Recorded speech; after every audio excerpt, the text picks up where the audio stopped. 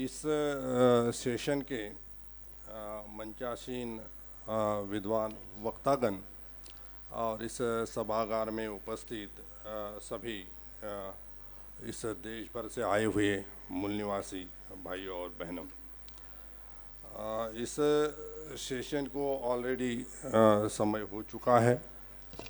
हम आगे के सेशन का समय ले रहे हैं। कम से कम समय में इस विषय को आप तक पहुंचाने का मैं प्रयास करूंगा। मैंने सोचा था कि मेरे सहयोगी वक्तागण मेरा भार थोड़ा कम करेंगे। महसूस कर रहा हूं कि ये मुझे ही आप तक पहुंचाना होगा।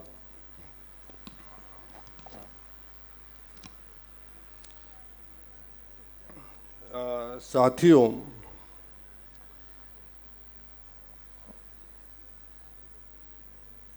इस विषय को बामसेफ ने इसके पहले भी 1921 से जनगणना के विषय में बामसेफ अधिवेशनों के माध्यम से और अलग अलग जो बामसेफ के जन प्रबोधन के कार्यक्रम होते हैं उसके माध्यम से जन जन तक पहुंचाने का प्रयास निरंतर हम करते आए हैं। अभी लगातार ये तीसरा साल है कि हम जनगणना के विषय पर राष्ट्रीय अधिवेशन में चर्चा कर रहे हैं। उद्देश्य यही है कि इस विषय को हमारे मूल निवासी समाज के जन जन तक पहुंचाया जा सके। इस साल जो विषय हमने निर्धारित किया है, जातीय आधारित जनगणना, स्थिति और चुनौतियां। आज की जनगणना के संदर्भ में क्या स्थिति है और उसके संदर्भ में हमारे सामने क्या क्या चुनौतियां हैं। साथियों, 2011 की जनगणना में जनगणना कमिश्नर ने अछूतों की पहचान कराने का निर्णय लिया। उसके लिए 10 बिंदुओं का पैमाना बनाया गया था और इस 1911 की जनगणना में ही अछूतों की पहचान, उनकी संख्या, इसका आकलन किया गया। जब ये निर्णय जनगणना कमिश्नर के माध्यम से आया था तब इस देश के ब्राह्मणों ने बड़ा तांडव मचाया था। तब भी तांडव मचाया था जब जातियों की गणना करने का निर्णय सरकार ने किया था।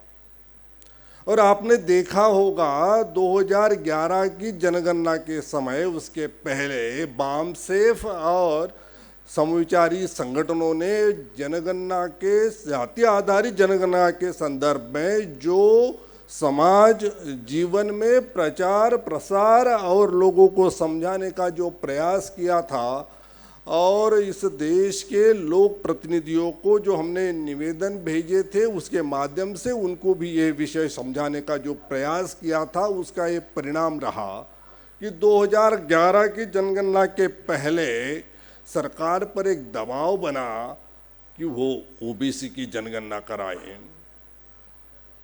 संसद में इस विषय को चर्चा में लाया गया, समाज जीवन में आंदोलन चलाए गए और ऐसी स्थितियां बनी कि सरकार मजबूर होकर इसको करे। तब भी इस देश के ब्राह्मणों ने 100 साल बाद वही तांडव मचाया था जो 1911 में मचाया था। वही तांडव, उसी ढंग का तांडव।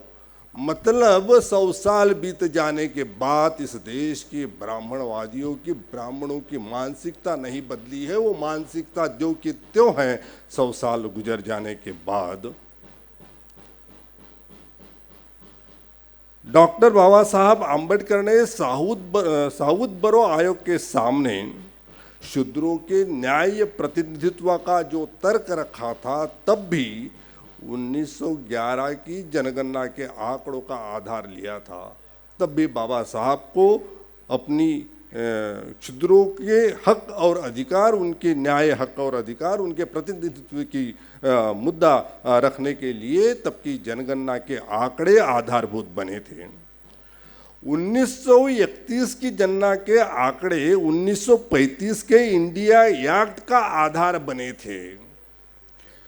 मतलब हमें जो अधिकार आज मिल रहे हैं जो जब जब भी मिले तब तब जो जनगणनाएं हुई है, जनगणना के जो जाति आधारित जनगणना जो हुई उसके जो आंकड़े उपलब्ध थे उसका आधार बना। यदि वो नहीं होते तो आज जब जब हमें मिले तब भी वो मिलने की चांसेस बहुत कम होते हैं।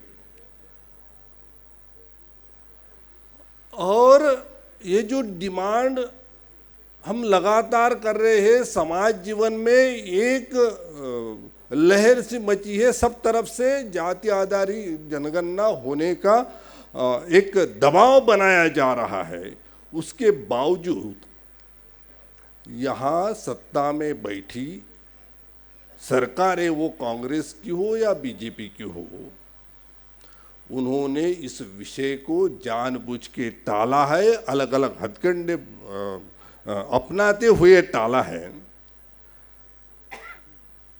वो टालने के पीछे की जो मानसिकता है, उन्हें पता है कि जनगणना से जो जाति आधारित यदि जनगणना होती है तो इन आंकड़ों के आधार पर वो आज तक जो इस देश के बड़े हिस्से का, बड़ी पॉपुलेशन का हक मारे हुए हैं, वो उन्हें छोड़ने पड़ेंगे और सभी आंकड़ों के आधार पर अपना हक मांगेंगे और वो हर हाल में देना नहीं चाहते। इसलिए ये सभी नौटंकियां करके उसको टाला जा रहा है।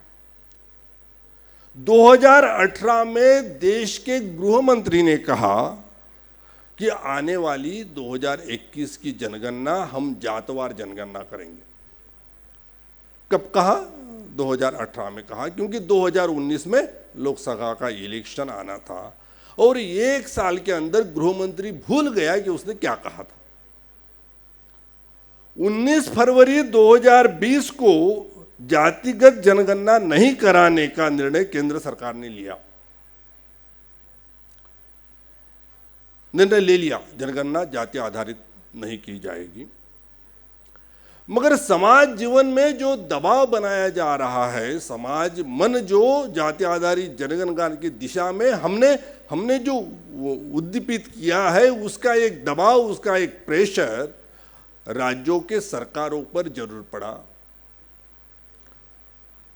देश की कई विधानसभाओं में इसके लिए विधेयक सम्मत किए गए, केंद्र सरकार को भेजे गए, कई राज्य सरकारों ने अलग अलग पहल की।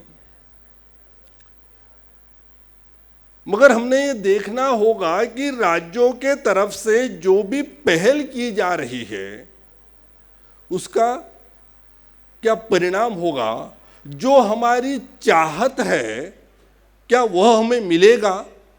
क्योंकि 2011 के वक्त भी यही हुआ था। जनगणना शुरू होने के पहले जनगणना एक्ट 1948 के अंतर्गत जनगणना नहीं कराई। जब संसद में दबाव बना तब निर्णय लिया कि हम इसको करेंगे, मगर उस एक्ट के अंतर्गत उसे नहीं किया गया। और जो आंकड़े लाए गए सामने वो भी पब्लिश नहीं हुए। सरकारों ने मांगे, राज्य सरकारों ने मांगे तो भी वो दोषपूर्ण होने का बहाना बना के वो नहीं दिए जा रहे हैं। मतलब वो उस एक्ट के तहत नहीं होने के कारण आज उसमें जो भी तथ्य बाहर आए होंगे वो उसके अंदर दबे हैं, वो बाहर नहीं आए और उसका हमें कोई लाभ नहीं हो रहा है। वो तब की जो स्थिति सरकार के सामने पैदा हुई थी उसको संभालते हुए, मतलब जिन्होंने आवाज उठाई थी उनको क्या कहेंगे, उसको चुचकारणा के तहत वो निर्णय लिया। मैंने देखा कि तब महाराष्ट्र में जो ओबीसी के नेता थे, छगन भुजबळ या गोपीनाथ मुंडे, उन लोगों ने मिठाइयाँ बांटी थी जब ये निर्णय मनमोहन सिंह सरकार ने किया था। क्योंकि ये नेता जो स्टेट में ओबीसी को लीड कर रहे थे वो भी इस निर्णय को नहीं समझ पाए थे। इसलिए उन्होंने मिठाइयाँ बांटी थी कि हमने जो डिमांड रखी थी वो सरकार ने मान ली है और इसका ओबीसी को फायदा होगा। और ये इतने स्टेट के लीडर बुद्धू बने, तब भी बुद्धू बने, और आज भी नया एक क्या कहेंगे उसको, वो हमारे सामने डाला जा रहा है कि राज्य अपने स्तर पर, क्योंकि कई राज्यों ने जो डिमांड रखी उसको समझा बुझाने का ये प्रयास कि राज्य अपने स्तर पर सर्वे करा सकते हैं, इससे आपकी बात बन जाएगी। मतलब राष्ट्रीय जनगणना से जो प्राप्त होगा वही आपको स्टेट के लेवल पर सर्वे करा के भी आप करा सकते हो, उससे भी आपको डाटा मिलेगा और वो डाटा आप जिस मतलब उद्देश्य से ये डिमांड कर रहे हो, आपके हक अधिकार उसमें जो मतलब आंकड़ों के आधार पर प्राप्त करने की बात कर रहे हो, तो वो आंकड़े आप राज्य के स्तर पर सर्वे करा के भी कर सकते हो। और हमारे लोग भी ये समझ रहे हैं, आज भी ये जो डाला गया है इसको भी हमारे कुछ नेतागण और हमारे मूल निवासी बहुजन लोग ये समझ रहे हैं कि हाँ ऐसा तो हो सकता है, राज्य भी अपने स्तर पर करते हैं और वो जातियों का डाटा सामने आता है तो उसके आधार पर हमें हक अधिकार की डिमांड करते आएगी। मगर इस बात को हमें ठीक से समझने की ज़रूरत है। साथियों, कर्नाटक के 2014 के मुख्यमंत्री सिद्धरमैया ने एक आदेश जारी करके कर्नाटक पिछड़ा आयोग को सामाजिक, शैक्षणिक और आर्थिक सर्वेक्षण करने का आदेश दिया। उस रिपोर्ट के आयोग ने जो रिपोर्ट दिया, उस रिपोर्ट के कुछ हिस्से मीडिया में आए और उससे विवाद खड़ा हुआ, क्योंकि राज्य में जिन जातियों की आंकड़े, जैसे महाराष्ट्र में, मैं महाराष्ट्र से हूँ इसलिए महाराष्ट्र के उदाहरण आते हैं कि बगैर किसी कम्युनिटी की संख्या को जानते हुए किसी जाति को कुछ आरक्षण दे देने वाला मामला, उनकी संख्या इतनी है ऐसा मान लेने वाला मामला, तो यही कर्नाटक में हुआ। कुछ जातियों की संख्या कुछ जब मानी जाती है कि भाई फलानी फलानी जाति 17% है और उनको फिर 17% दे देना चाहिए आंकड़े, फिर ये जो कर्नाटक के पिछड़ा वर्ग आयोग ने डाटा सामने लाया उसमें पता चला कि उस जाति के जितने आंकड़े गिने जा रहे हैं उसके लगभग 50% ही एक्चुअल उनकी पॉपुलेशन है। तो इससे जो बवाल वहाँ खड़ा हुआ, तो सरकार ने जो आंकड़े मीडिया से लीक हुए थे उसको पूरी तरह से दबा दिया, उसको सार्वजनिक नहीं होने दिया। छत्तीसगढ़ सरकार अन्य पिछड़ों का और ईडब्ल्यूएस का सर्वेक्षण करा रही है। उसके लिए छत्तीसगढ़ क्वांटिफाइबल डेटा आयोग का भी उन्होंने गठन किया। ये इसलिए करना पड़ा छत्तीसगढ़ सरकार को क्योंकि छत्तीसगढ़ सरकार ने ओबीसी को 27% आरक्षण प्रदान किया था। उसको चैलेंज किया कोर्ट में, छत्तीसगढ़ हाई कोर्ट में, तो छत्तीसगढ़ हाई कोर्ट ने पूछ लिया कि भाई ये 27% आपने किस आधार पर दिया, क्योंकि उसका डाटा अवेलेबल है नहीं आज का, आपने 27 किस आधार पर दिया। तो उसको जस्टिफाई करने की प्रक्रिया में छत्तीसगढ़ सरकार भी पिछड़ा वर्ग और ईडब्ल्यूएस का डाटा इकट्ठा कर रही है। महाराष्ट्र सरकार ने मराठों को आरक्षण दिया था, कोर्ट में चैलेंज हुआ और वही डाटा उपलब्ध नहीं होने का कारण बताकर उसको रद्द भी किया। और महाराष्ट्र में कई जिलों में जो आदिवासी बहुल जिले हैं वहाँ भी ओबीसी को आरक्षण को निरस्त कर दिया है। तो इन चीज़ों के लिए महाराष्ट्र सरकार ने भी सामाजिक, आर्थिक और जाति सर्वेक्षण करने का निर्णय लिया है और उसके लिए 445 करोड़ रुपए अलॉट भी कर दिए हैं। तो साथियों, उड़ीसा में भी यही हुआ। उड़ीसा में राज्य पिछड़ा आयोग सामाजिक और शैक्षणिक पिछड़ेपन का पता लगाने के लिए वहाँ भी सर्वे करा रहा है। केरल सरकार सवर्ण जातियों में गरीबों का आंकड़ा जुटाने के लिए सर्वे करा रहा है। बिहार के मुख्यमंत्री ने भी कह दिया कि केंद्र सरकार नहीं करती है जनगणना, तो हम हमारे राज्य के स्तर पर सर्वे कराएंगे। अखिलेश यादव ने भी कह दिया कि हमारी सरकार सत्ता में आती है तो हम राज्य स्तर पर जाति आधारित जनगणना कराएंगे। लेकिन इस बात को हमें समझना होगा कि जाति की ही नहीं, किसी भी तरह की जनगणना कोई राज्य नहीं करा सकते। संविधान और कानून इसकी इजाजत नहीं देता। संविधान और कानून इसकी इजाजत नहीं देता है। राज्य सर्वे करा सकता है, लेकिन सर्वे की वह ताकत या कानूनी हैसियत नहीं होती जो जो जनगणना की होती है। संविधान निर्माताओं ने भविष्य की संभावनाओं और आशंकाओं को देखते हुए जनगणना को केंद्र के अधीन रखा है और यह विषय 7वीं अनुसूची में केंद्र के लिस्ट में है। यानी राज्य न तो अनुसूची में केंद्र की लिस्ट में, राज्य ना तो जनगणना करा सकती है, ना ही केंद्र सरकार ने उस दिशा में उठाए हुए किसी कदम का विरोध भी कर सकती है। जैसे जनगणना को संविधानकर्ताओं ने इतना महत्वपूर्ण विषय दिया समझा है क्योंकि इस लिस्ट में और जो विषय है वो रक्षा, विदेश, युद्ध, शांति, परमाणु ऊर्जा, ये विषय जिस लिस्ट में है उस लिस्ट में जनगणना को रखा गया है। इतना महत्वपूर्ण विषय संविधान निर्माताओं ने इसे माना था और इसे केंद्र की लिस्ट में डाला है। तो राज्य इसमें कुछ भी नहीं कर सकते, ना ही केंद्र की पहल को रोक सकते हैं, ना ही अपने स्तर पर कोई जनगणना करा सकते हैं। अब जब जनगणना केंद्र की लिस्ट में है और केंद्र सरकार संविधान में संशोधन करके या कोर्ट के किसी आदेश से ही उसे बदला जा सकता है। दो ही पॉसिबिलिटी है। यदि केंद्र की संसद इस कानून में बदलाव करे या कोई कोर्ट के आदेश से ही इसे बदला जा सकता है, अन्य कोई ऑप्शन इसमें नहीं है। आज़ादी के बाद जनगणना के कार्य को सुचारू रूप से चलाने के लिए जनगणना कानून 1948 बनाया गया।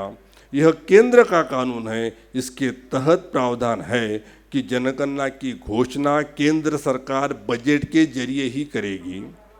इस कानून के रहते कोई राज्य सरकार जनगणना नहीं करा सकता। इस कानून को संसद पारित कोई कानून या कोर्ट के आदेश से ही बदला जा सकता है, अन्य तरीके से इसे बिल्कुल बदला भी नहीं जा सकता।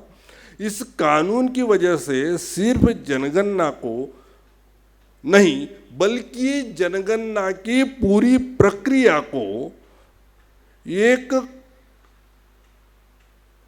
कानूनी आधार प्राप्त है, क्योंकि यह जनगणना कराने की प्रक्रिया में जो कर्मचारी लिप्त होते हैं वो ना ही कोई डाटा उसमें डिलीट या एडिट कर सकते हैं, उसको एडिट नहीं कर सकते, या कोई डाटा जैसा है वैसा ही प्रस्तुत करना होता है, उसमें कोई भी बदलाव नहीं किया जा सकता। यदि ऐसा कोई करता है या जनगणना की प्रक्रिया में कोई गलत जानकारी भी देता है तो उसमें दंड और सजा का प्रावधान है। ये कानून के तहत है, इसलिए इसमें ये स्ट्रिक्टली किया जाता है। इसमें बहुत मतलब धांधली की आशंकाएं बहुत कम होती है, क्योंकि इसमें कोई धांधली करना चाहे तो और पकड़ा जाता है तो उसमें जेल का प्रावधान है, उसमें सजा का प्रावधान है, उसमें दंड का प्रावधान है। ऐसा एक कानून होने के कारण उसमें जो डाटा निर्माण होता है, उसमें जो जानकारियाँ मिलती है वो भरोसेमंद जानकारियाँ होती है। दूसरी ओर राज्यों के जो सर्वे कराए जाएंगे उसको कोई कानूनी संरक्षण नहीं है। 2011 की आर्थिक और जाति गणना को भी जनगणना कानून के तहत नहीं करने की वजह से उसमें लाखों गलतियां सामने आने की बात केंद्र सरकार कह पा रही है, अन्यथा वो ये नहीं कह पाते।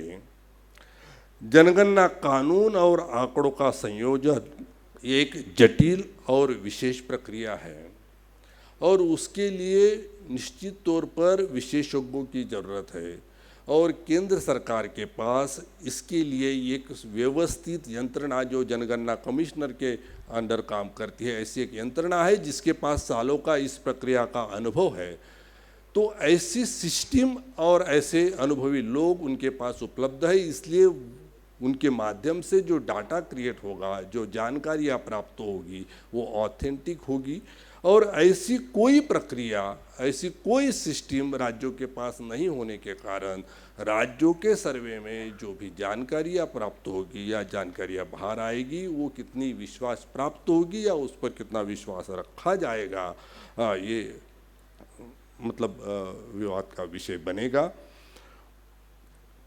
अब जाति आधारित जनगणना एक मामला हुआ कि राज्यों के स्तर पर जो सर्वे कराने के लिए प्रक्रिया, मतलब केंद्र की तरफ से भी कहा जा रहा है, केंद्र के कई नेताओं ने कहा है कि भाई राज्य अपने स्तर पर सर्वे कराए और राज्यों ने भी उस दिशा में पहल की है, तो उसका क्या नतीजा होगा, एक मामला था जो मैंने आपके सामने रखा, क्योंकि उससे जो भी आंकड़े आएंगे उससे हमें वो लाभ नहीं होगा जो हम कह रहे हैं कि जाति आधारित जनगणना 48 के एक्ट के अंतर्गत ही होनी चाहिए और उससे जो डाटा आएगा वही हमारे लिए काम का डाटा बनेगा।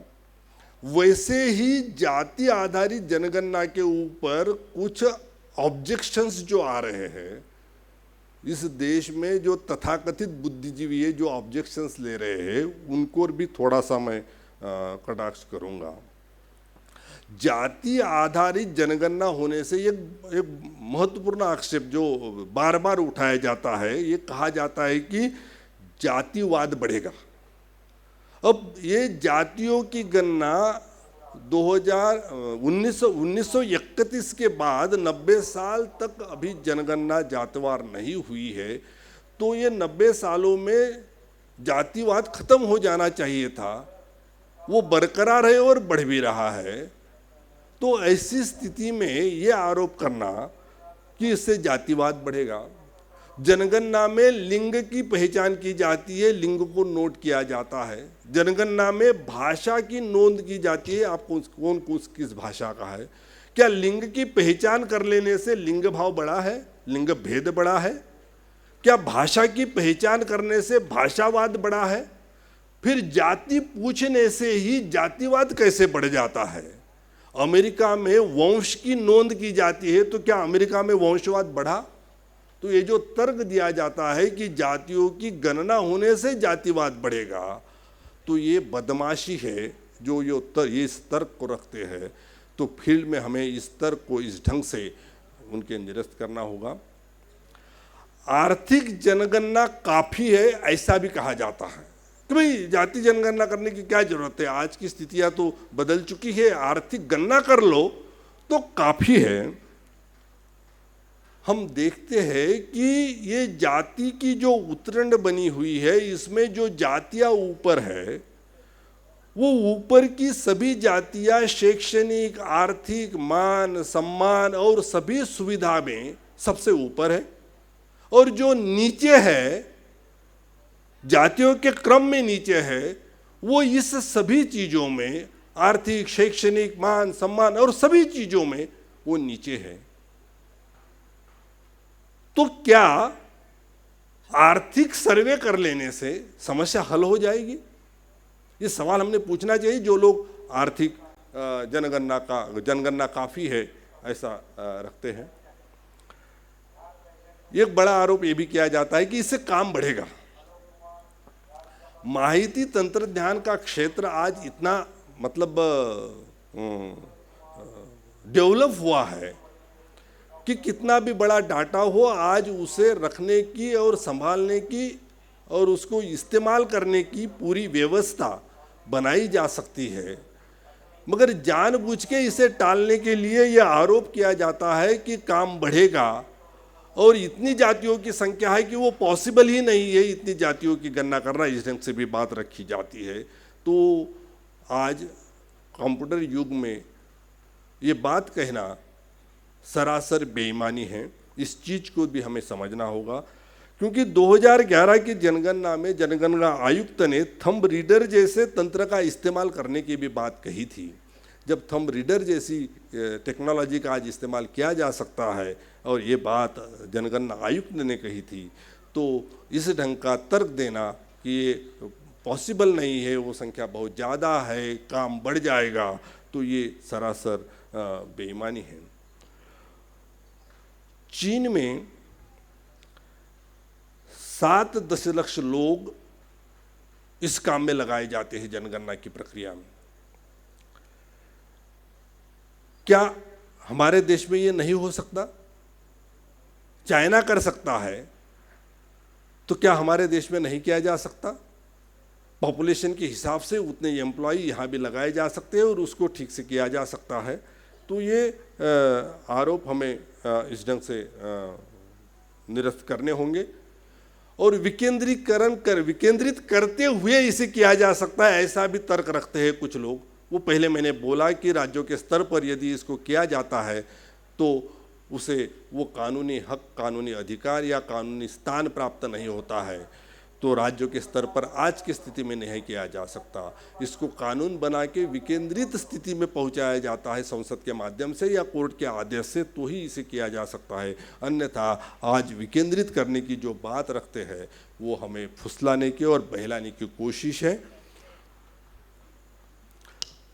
और ये भी समझना चाहिए कि ये ब्राह्मण इतना डरता क्यों है, मतलब सभी तरफ से इतना प्रेशर बनने के बाद भी वो पहल नहीं कर रहा है, अलग अलग बहाने ढूंढते रहता है और वो नहीं करता है, क्योंकि उसको ये पता चल रहा है कि आज ओबीसी मतलब 31 की जनगणना के मुताबिक हम 52% थे,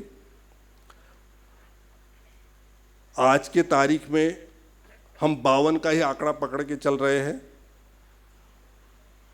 वो आंकड़ा निश्चित तौर पर ज़्यादा होगा, क्योंकि हमारे समाज में जो निरक्षरता का प्रमाण है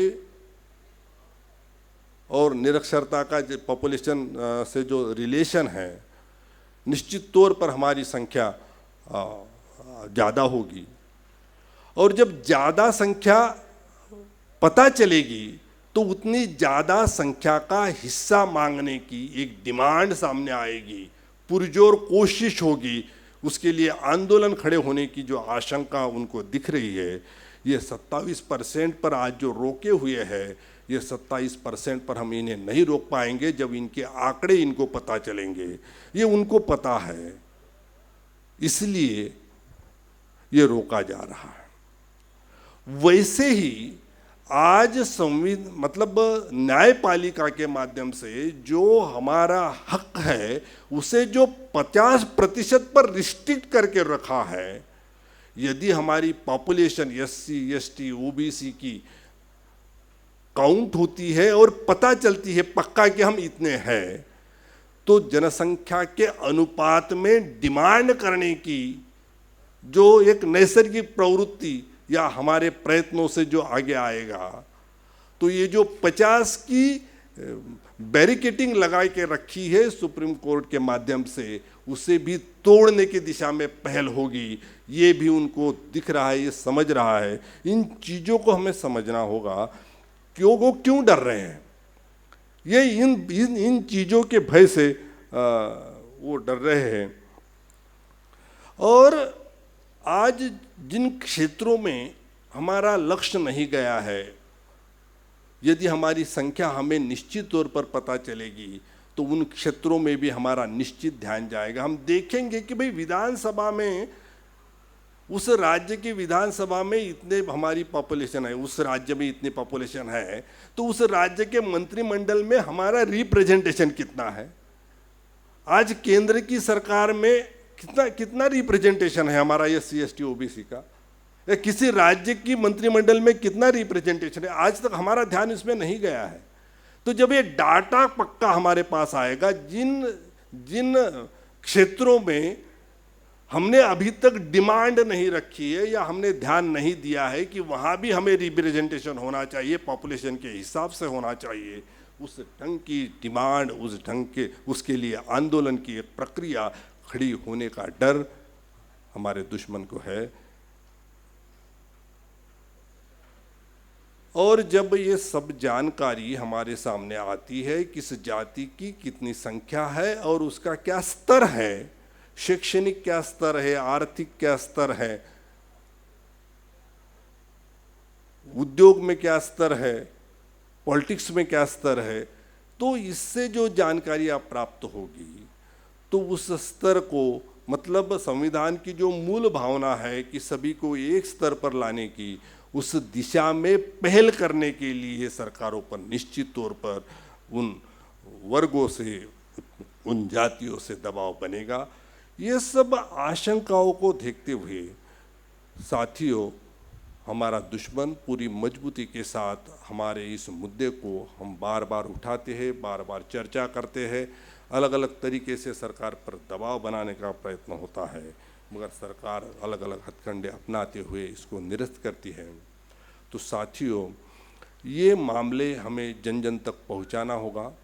अभी आप देखेंगे यहाँ से हमें BS4 अभियान और उसका इम्प्लीमेंटेशन की प्रक्रिया किस ढंग से ले जानी है, ये समझाया जाना है अगले सेशन में। उस प्रक्रिया में हमें गांव-गांव तक जाके लोगों तक समझाना है, तो इस विषय की भी हमें चर्चा करनी है, लोगों को समझाना है, ताकि ये एक जनमत बने और सरकार पर इससे बढ़िया, इससे ज़बरदस्त प्रेशर हम क्रिएट कर सकें। और इसी प्रक्रिया में साथियों, हमारी मूल निवासियों की सरकार जब केंद्र में स्थापित होगी तो इसके लिए हमें इस ढंग से मैदान में उतर के संघर्ष करने की ज़रूरत नहीं होगी। ये बात भी हमारे लोगों को समझाना होगा कि इस बात, अब तक हमने झेल लिया ब्राह्मणवादियों को, ब्राह्मणवादी पार्टियों को, इसके बाद अब कोई ब्राह्मणवादी पार्टी केंद्र की सत्ता में नहीं होगी। जो होगी वो मूल निवासियों की पार्टी होगी और जनगणना हमारी हम करा लेंगे। इसलिए जनमत गांव-गांव में बनाने की जो प्रक्रिया है साथियों, हम यहाँ से वापस जाके हमें पूरी ताकत के साथ करनी है, ताकि अगली बार ये याचना, आंदोलन, ये सब करने की जरूरत नहीं पड़े। हम हमारा निर्णय कर लेंगे। जय भीम, जय मूल निवासी साथियों।